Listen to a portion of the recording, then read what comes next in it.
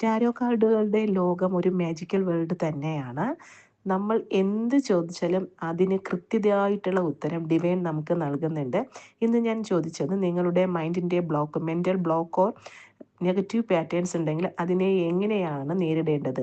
അതിന് divine knight of sorts എന്ന കാർഡിലൂടെ നമുക്ക് ഉത്തരം നൽകുന്നു. നൈറ്റ് ഓഫ് സോർട്സ് ശരിക്കും ഒരു കൃത്യതയുള്ള ഒരു എനർജറ്റിക് ആയിട്ടുള്ള ഒരു കാർഡാണ്. ഒരു പോസിറ്റീവ് വൈബാണ് ഈ കാർഡിലൂടെ ലഭിക്കുന്നത്. ഇത് നിങ്ങളുടെ മാനസികമായിട്ടുള്ള വ്യക്തതയെ കുറിക്കുന്നുണ്ട്.